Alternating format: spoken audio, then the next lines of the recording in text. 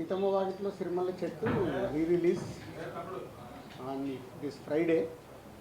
అంటే ఈ రిలీజ్ అనేది నాకు ఒక చేసినప్పుడల్లా ఒకటి గుర్తుకొస్తుంది. 98లో మేము తొలి ప్రేమ సినిమా డిస్ట్రిబ్యూట్ చేసినప్పుడు అప్పుడు అది మాకు 5 years రైట్స్ ఉండేది. సో ఎప్పుడు డబ్బులు తక్కువ ఉంటే అప్పుడు దాన్ని రిలీజ్ పెడితే ఆ సినిమా ద్వారా మనీ వచ్చేదన్నమాట. అలా ఒకసారి అమృత సినిమా ఫ్లాప్ అయినప్పుడు ఫైనాన్షియల్గా చాలా స్ట్రెస్లో ఉంటే మళ్ళీ రిలీజ్, అది 4th టైం. అప్పుడు కూడా ఆ రోజుల్లో అది 10 to 12 lakhs షేర్ కలెక్ట్ చేస్తుంది. అంటే అప్పటి రోజులన్నింటినీ మిరాకిల్ డేస్. అలాంటిది ఎప్పుడు కూడా ఆడియన్స్ వాళ్ళ రిలీజ్ పెడుతుంటే ఎంత ఇంట్రెస్ట్గా థియేటర్కి వస్తున్నారంటే, ఇప్పుడు హైదరాబాద్లో 10 థియేటర్లు వేస్తే ఆల్మోస్ట్ 10 థియేటర్లు ఫుల్ అయిపోయాయి. సో అంటే మేము నిర్మాతలుగా ఆలోచించుకోవాల్సింది, జనాలు థియేటర్కి రావట్లేదు అనేది ఒక స్టేట్మెంట్ ఎప్పుడు జరుగుతూ ఉంటుంది. ఓటీటీలో ఉంది. ఈరోజు సీతమ్మ వాకిట్లో సిరిమల్ల చెట్టు ఓటీటీలో ఉంది, ఆల్రెడీ చూసేశారు. అయినా ప్రేక్షకులు రావడానికి ఇంట్రెస్ట్ చూపిస్తున్నారంటే ఒక మంచి కాంటెంట్ మళ్ళీ వెళ్దామని వస్తున్నారు. అలాగే మహేష్ బాబు గారు అభిమానులు కావచ్చు, వెంకటేష్ గారు అభిమానులు కావచ్చు, థియేటర్కి వెళ్ళి ఈ సినిమాని ఒక ఆ బ్రదర్స్ మధ్య ఉన్న మూమెంట్స్ని ఎంజాయ్ చేద్దామని ఇన్ని థియేటర్లు ఫుల్ చేశారంటే చాలా హ్యాపీగా ఉంది. హ్యాపీ కంటే హ్యాపీనెస్తో పాటు నాకు ఐడియాలజీ, ఓహో అంటే మనం మంచి సినిమాలు తీయటానికే ఫైట్ చేయాలి, ప్రేక్షకులు థియేటర్కి వస్తారని రిలీజులు కూడా ప్రూవ్ చేస్తున్నాయి. సో ఇది మీతో షేర్ చేసుకుందాము అని ఈరోజు ప్రెస్ మీట్ పెట్టడం. అలాగే ఆంధ్రాలో ఎవ్రీవేర్ వేసిన దగ్గర డే 1 60%, 70% అడ్వాన్స్ బుకింగ్లో ఉన్నాయి. మోస్ట్లీ ఫ్రైడే కల్లా అవి రన్నింగ్ ఫుల్స్ అయిపోతాయి. సో అలాగే సుదర్శన్ 35mm సెకండ్ డే కూడా 8th రోజు కూడా 4 షోలు ఫుల్ అయ్యాయి. అంటే చాలా ఒక మళ్ళీ సినిమా రిలీజ్ చేస్తుంటే ఒక ఉండే హ్యాపీనెస్ కనిపిస్తుంది మాకు ఈ సినిమా ద్వారా. So I'm also watching on 7th morning 8 o'clock show. మళ్ళీ 12 ఏళ్ల తర్వాత థియేటర్లో సినిమా చూసి ఎంజాయ్ చేయాలని అనిపిస్తుంది. So I'm going to Sudarshan 35mm 8 o'clock show. And media వాళ్ళు మీరు కూడా వెళ్ళి 12 ఏళ్ల తర్వాత మళ్ళీ ఇద్దరు బ్రదర్స్ వస్తున్నారు కాబట్టి ఎంజాయ్ చేయండి. 12 ఏళ్ల క్రితం మీరు ఈ కాంబినేషన్ సెట్ చేయడానికి ఎలాంటి కష్టపడ్డారు? సో అప్పుడే చాలా ప్రెస్ మీట్లలో చెప్పామంటే మల్టీ స్టార్ చేయడం అనేది ఎప్పుడో మన తెలుగు సినిమా ఇండస్ట్రీలో అందరు స్టార్ హీరోస్, రామారావు గారి దగ్గర నుంచి చిరంజీవి గారి వరకు అందరూ హీరోలు మల్టీ స్టార్ సినిమాలు చేశారు. తర్వాత మారుతూ వచ్చింది. సడన్గా ఎందుకో శ్రీకాంత్ ఈ ఐడియా చెప్పినప్పుడు సో ఎలా చేద్దాం ఏంటి అని ఫస్ట్ వెంకటేష్ గారిని, తర్వాత మహేష్ గారిని అప్రోచ్ అవుతే ఇద్దరు ఈజీగానే ఓకే అన్నారు, పెద్ద కష్టపడలేదు. వాళ్ళు కథ వినేసి ఓకే అన్నారు. సో దాన్ని ప్రాపర్గా స్క్రీన్ మీదకి తీసుకురావడానికి కొంచెం మాకు టైం పట్టింది. అంటే అవుట్పుట్ ఇవ్వడానికి ఆల్మోస్ట్ అప్పుడు 1 year షూట్ చేశాం. జనవరి 2012 జనవరిలో మొదలు పెడితే 2013 సంక్రాంతికి రిలీజ్ చేసాం. అంటే ఆల్మోస్ట్ 1 year జర్నీ అది షూటింగ్ ప్రాసెస్. ఇద్దరు కాబట్టి అన్నీ బ్యాలెన్స్ చేయాలి, అన్నీ చూడాలి, ఆ బ్యూటిఫుల్ మూమెంట్స్ వర్క్ అవ్వాలి. కాబట్టి ఈరోజు ఇవాళ రిలీజ్ కూడా అంతే వాల్యూ.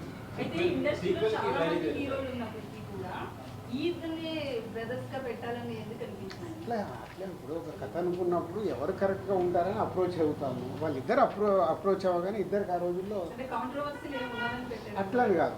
అంటే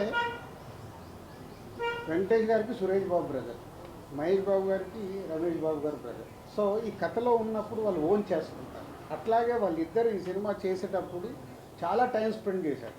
వెంకటేష్ గారు మహేష్ బాబు గారు డిన్నర్లో కలవడము, ఎలా జర్నీ చేద్దాము, స్క్రీన్ మీద ఎలా ఉండాలి, చాలా హోంవర్క్ చేసుకున్నారు వాళ్ళు. అందుకే అంత దగ్గరగా కనిపిస్తుంది, ఒక న్యాచురల్ ఫిలిం లాగా కనిపిస్తుంది.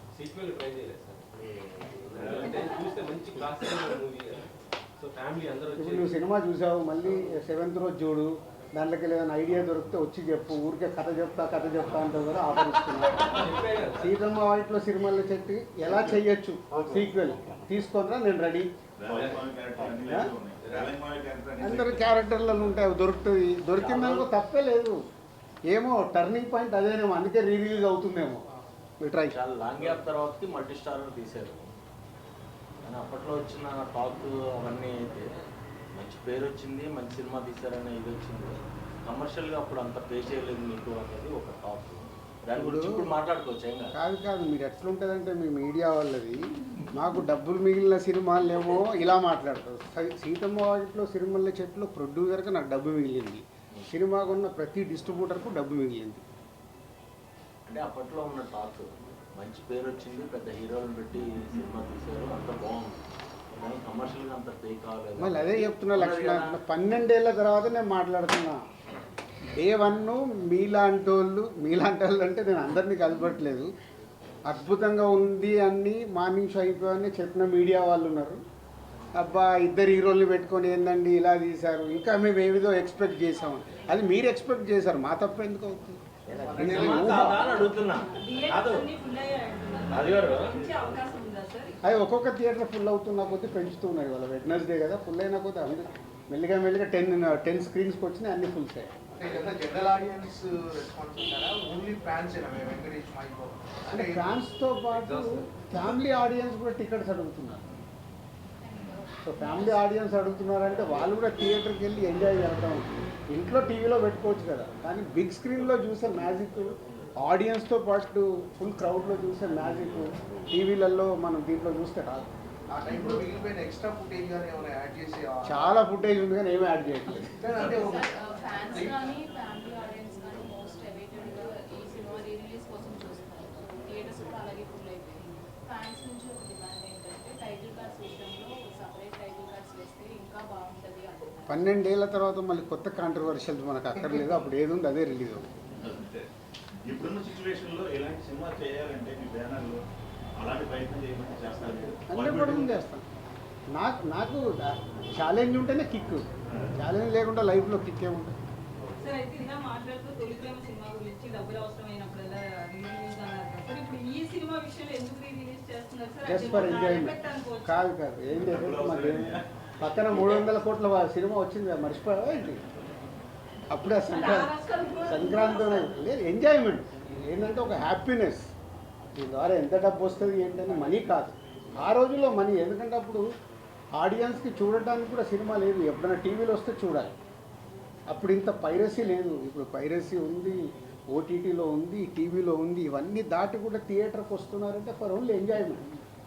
మన బొమ్మరిల్ రిలీజ్ అయ్యేప్పుడు నేను వెళ్ళా థియేటర్కి, ఫస్ట్ టైం చూశానండి రీ రిలీజ్. ఇక్కడ విజిల్స్ కొడుతున్నారు, పాట వస్తే లేచి డ్యాన్స్ చేస్తున్నారు. అంటే అలా 3 గంటలు ఎంజాయ్ చేద్దామని ఫిక్స్ అయిపోయి థియేటర్కి వస్తున్నారు రీ రిలీజ్ అంటే. మొన్న బాంబే వెళ్తే కూడా హిందీ సినిమా ఒకటి 45 crores గ్రాస్ కలెక్ట్ చేసింది మన రీ రిలీజ్లో. అంటే ఇదొక ట్రెండ్ స్టార్ట్ అయింది. ఈ రిలీజ్ ట్రెండ్ వల్ల ఆ వారం రిలీజ్ అయ్యే కొత్త సినిమాలకు ఇబ్బందికరంగా డిస్ట్రిబ్యూటర్గా అంటే ఆ వారం కొన్ని చిన్న సినిమాలు రావచ్చు, వాళ్ళకి ఇలాంటి సినిమాలు రిలీజ్ చేయడం వల్ల కొంచెం అట్లా కాదు. ప్రేక్షకులు నీకు కావాల్సింది అదిగా హెడ్లైన్. ఇప్పుడు ప్రేక్షకులు కోరుకుంటేనే కదా 10 థియేటర్లు ఫుల్ అయ్యాయి. ఎందుకు ఫుల్ అయ్యాయి? అడ్వాన్స్ బుకింగ్గా ఈరోజు 10 థియేటర్లు ఫుల్ అయ్యాయంటే ఎందుకు? ప్రేక్షకులు కోరుకునేది మనం ఇవ్వాలి, కానీ ప్రేక్షకులు కోరుకుని మనం ఎంత పెద్ద సినిమా ఇచ్చినా వాళ్ళకి నచ్చలేదనుకో బాయ్ బాయ్ చెప్తున్నారు మార్నింగ్ షోకి. దానికి తోడు మీ సోషల్ మీడియా ట్రోలింగు మామూలుగా ఉందా, నాశనం చేసే వరకు వదిలిపెట్టట్లేదు. సో వ్యవస్థలో ఉంది, మనం ఎవరిని అనలేము. సో ప్రేక్షకులు రెడీగా ఉన్నప్పుడు మనం ప్రేక్షకులు ఎంజాయ్ చేస్తామంటే మీరు ఎంజాయ్ చేయొద్దు, మీరు ఈ సినిమా చూడండి అంటే చూస్తారా? ఖాళీగా ఇంట్లో కూర్చుంటారు, చూడు.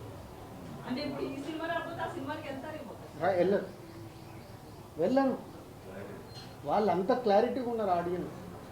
ఇవాళ స్టార్ సినిమాకి అనుకున్న రేంజ్లో ఓపెనింగ్ రావట్లేదు అంటే ఎందుకు రావట్లేదు?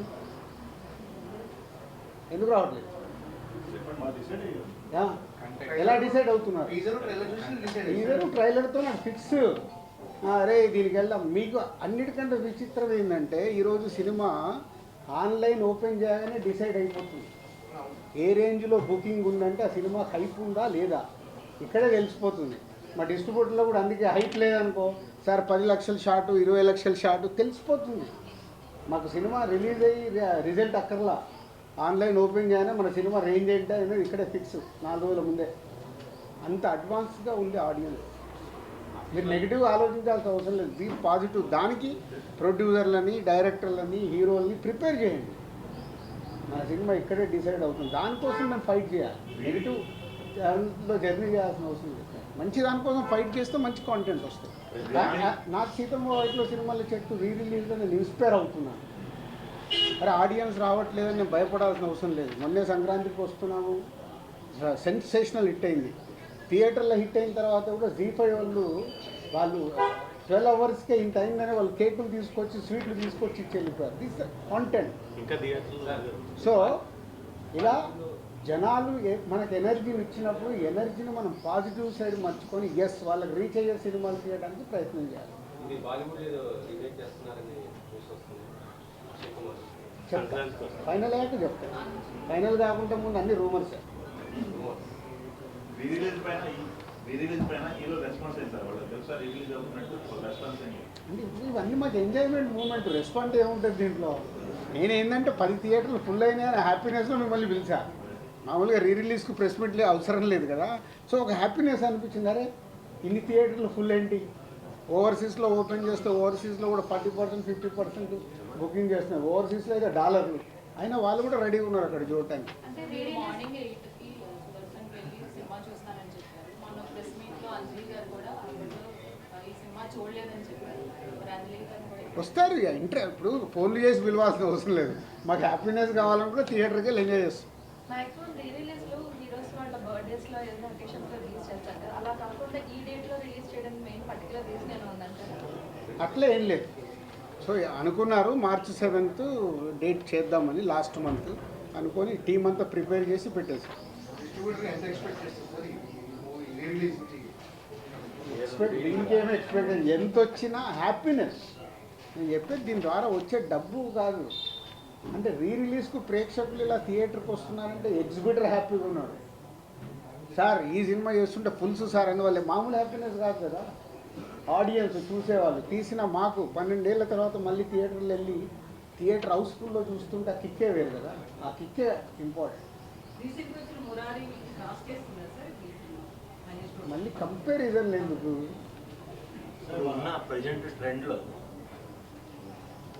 ఒక్కోసారి ఒక్కో ట్రెండ్ నడుస్తుంది. చిన్న సినిమాల ట్రెండ్ నడుస్తుంది, ఒక్కోసారి పెద్ద సినిమాల ట్రెండ్ నడుస్తుంది,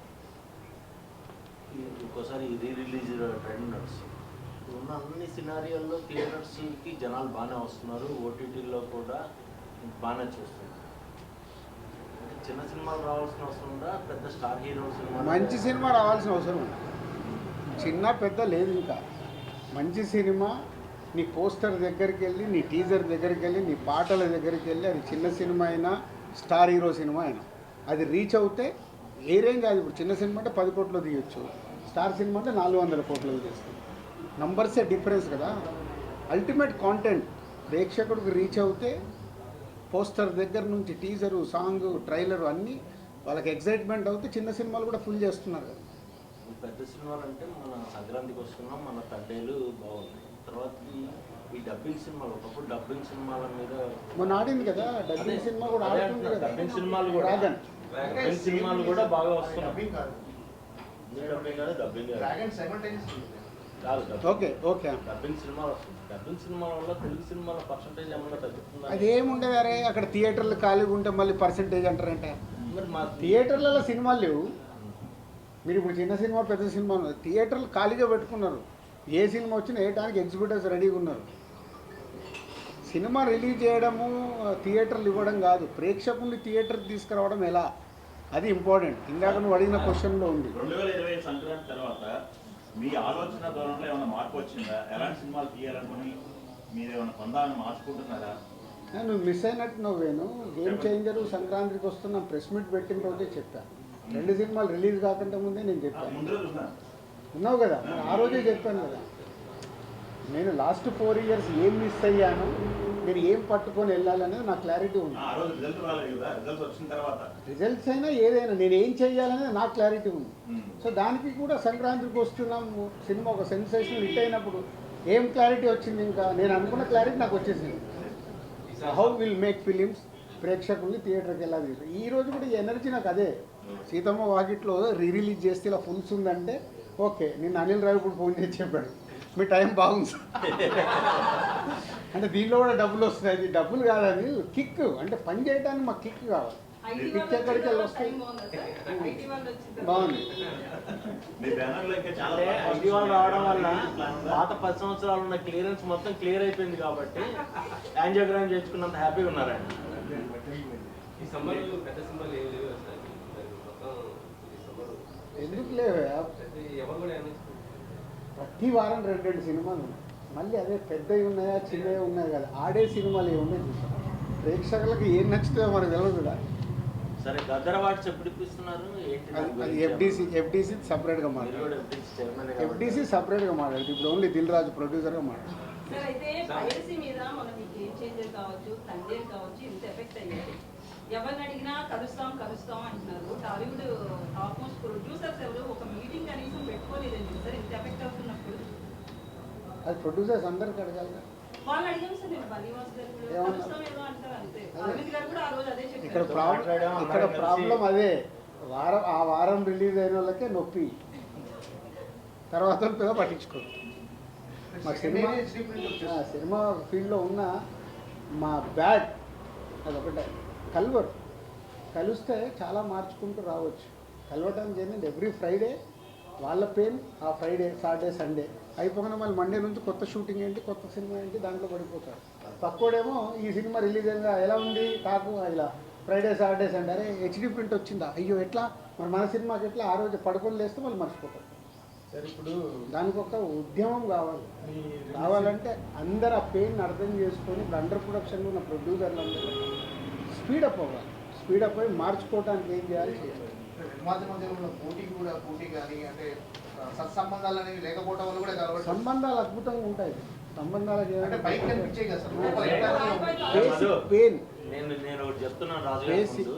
ఇన్ని సంవత్సరాల నుంచి గత 20 ఏళ్ల నుంచి పైరసీ గురించి మాట్లాడేవాళ్ళే రాజుగారు లాగా అందరూ ఓపెన్ అయ్యి తేజ లాంటి వాళ్ళు నా సినిమా నా ఇంట్లో నా కంచం నేను గడుపుకుంటున్నాను, మిగతా వాళ్ళ కంచం కడగాల్సిన అవసరం లేదని చాలా నిర్దిష్టంగా చెప్పారు. దయచేసి ఈ పైరసీల గురించి మనం ప్రొడ్యూసర్ని క్వశ్చన్లు అడగడం మానేయాలని నా విజ్ఞప్తి. సో డెఫినెట్గా అంటే క్వశ్చన్ వచ్చింది కాబట్టి ఒక్క నిమిషం అంటే ఎఫ్డీసీ ద్వారా హైదరాబాద్లో బేస్ కాబట్టి ఏం చేద్దామనేది కొంచెం నేను లీడ్ తీసుకుంటున్నాను. అంటే ఏ ప్రొడ్యూసర్ కూడా నన్ను ఇంకా ఎఫ్డీసీకి వచ్చి ఈ క్వశ్చన్ సరే ఏం చేద్దామని అడగల. అయినా నేను ఒక నిర్మాతగా నాకు రెస్పాన్సిబిలిటీ ఉంది కాబట్టి గవర్నమెంట్కి ఆల్రెడీ ఒక లెటర్ ప్రిపేర్ చేశాను. సో డిపార్ట్మెంట్తో కూర్చొని ఏం చేయొచ్చు, ఎందుకంటే బేస్ అంతా హైదరాబాద్లో ఉంది కాబట్టి తెలుగు సినిమా చేద్దామనే ప్రయత్నం స్టార్ట్ చేశాను. అడిగారు కాబట్టి లీడ్ చేసేస్తున్నాను ఎందుకు. బట్ ప్రొడ్యూసర్ మళ్ళీ ఇది మా పెయిన్. దిల్రాజు ఒక్కరు కాదు, సినిమాలు తీసే ప్రతి నిర్మాత కూర్చొని చేసుకోవాల్సిన బాధ్యత. ఒక సినిమాకు డ్యామేజ్ అవుతే డబ్బు పోయేది ఓన్లీ ప్రొడ్యూసర్దే. ఆ ప్రొడ్యూసర్స్ ఎందుకు తేరుకోవట్లేదు అర్థం కావట్లేదు. హీరోకి ఎఫెక్ట్ అవ్వదు, డైరెక్టర్కి ఎఫెక్ట్ అవ్వదు. సినిమా రిలీజ్ అయ్యాక వాళ్ళ రెమ్యునరేషన్లకు ఎఫెక్ట్ అవ్వదు, నెక్స్ట్ సినిమాలకు వెళ్ళిపోతారు. డ్యామేజ్ జరుగుతుంది ఓన్లీ ప్రొడ్యూసర్. కానీ ఆ ప్రొడ్యూసర్లు ఎందుకు మేలుకోరు అర్థం కాదు. వాళ్ళు కదా, వాళ్ళ డబ్బు కదా, వచ్చి కూర్చొని ఏం చేద్దాం. అండర్ ప్రొడక్షన్ ఉన్న ప్రతి ఒక్కళ్ళు రియలైజ్ అవ్వాలిగా. గేమ్ చేంజర్కి హెచ్డీ ప్రింట్ వచ్చింది, తండేల్కి హెచ్డీ ప్రింట్ వచ్చింది, రేపు మీ సినిమాలకు రాదా? కాబట్టి అండర్ ప్రొడక్షన్లో ప్రొడ్యూసర్స్, సినిమాలు మొదలు పెడదాం అనుకున్న ప్రొడ్యూసర్లు వచ్చి కూర్చొని దానికి ఒక రూట్ వేసుకోవాలి. లేకుంటే రేపు కుండకి అలాగో చిల్లులు పడ్డాయి, ఆ చిల్లులకి వెళ్ళి రేపు వాళ్ళకు అది ఎఫెక్టే. ఎఫ్డీసీకి వెళ్ళి ఆల్రెడీ లీడ్ చేశాము. ఈ ప్రెస్ మీట్ ద్వారా ఆ నిర్మాతలకు అర్థమైతే వాళ్ళు ముందుకు వస్తే అందరం కూర్చొని వర్కౌట్ చేస్తాం. Thanks for your question. జనవరి 1 నుంచి డిసెంబర్ 31 వరకు ఆ సంవత్సరం ఎన్ని సినిమాలు చేశాము, మా బ్యాలెన్స్ షీట్ ఎలా ఉందని ఒక్కొక్క సినిమా బేరీజ్ చేస్తే నేను నెక్స్ట్ సినిమాకి పని చేయలేను. డిస్ట్రిబ్యూషన్లు అన్ని సినిమాలు కొంటాం, ఒక ఫ్లాప్ పడిపోతుంది, చాలా డబ్బు పోతుంది. డబ్బు పోతే నెక్స్ట్ డే ఫ్రైడే అయిన తర్వాత సాటర్డే నాకు ఎనర్జీ కావాలంటే ఆ నెక్స్ట్ ఇయర్ ఉన్న సినిమాలు, బ్యాలెన్స్ ఉన్న సినిమాల మీద ఫోకస్ చేస్తాం. కాబట్టి దాంట్లోకి వెళ్ళి ఒక సక్సెస్ వచ్చినప్పుడు బ్యాలెన్స్ షీట్ చెక్ చేయాలి. నంబర్ ఆఫ్ మూవీస్ చేస్తున్నప్పుడు ఒకటే సినిమా చేసామనుకో మీరు అడిగినట్టు నాకు రిజల్ట్ మీద డిపెండ్ అయి ఉంటుంది. బ్యాలెన్స్ షీట్ చూసినప్పుడు ఆ ఇయర్ టోటల్ ఎన్ని సినిమాలు చేసాము, ఎంత నష్టమా లాభమా అక్కడే డిసైడ్ అవుతుంది. నో షాక్ ఉంటే నేను సాటర్డే మీ ముందుకు రాలేను కదా. రౌడీ జనార్దన ఎల్లమ్మ రెండు రెడీ అయిపోయి రెండు ఆల్మోస్ట్ ఏప్రిల్ మేలో టేక్ ఆఫ్. ఇదే కాదు చెప్పలేదు ఇంతకుముందు. Okay, rowdy Janardhana Vijay Deverakonda cinema title, Yellamma Nithiin title. Only హైదరాబాద్లోనేనా అండి సీతామార్కెట్? No everywhere, worldwide. యుఎస్లో ఆల్సో బుకింగ్. నేను అంటే 10 థియేటర్లు అయినాయి అంటున్నారు కదా, ఇక్కడ మాత్రమే హౌస్ఫుల్ ఇక్కడ 5 రోజుల ముందు హౌస్ఫుల్ అయ్యాయి. సో ఇప్పుడు ఇంకా ఫ్రైడే కాబట్టి ఇంకా 2 days ఉన్నాయి కదా, ఇప్పటికి బయట 60-70%లో ఉన్నాయి, రన్నింగ్లో ఫుల్ అయిపోతాను. మొన్న సంక్రాంతికి వస్తున్న సినిమాకి క్లోజ్ అయిపోయిన థియేటర్లు కూడా ఓపెన్ అయ్యే సినిమా గురించి విన్నాం సార్. అయ్యాయి మరి ఆ థియేటర్కి ఇస్తారా ఈ సినిమా?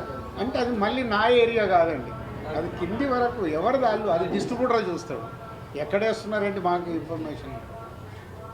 Okay, thank you.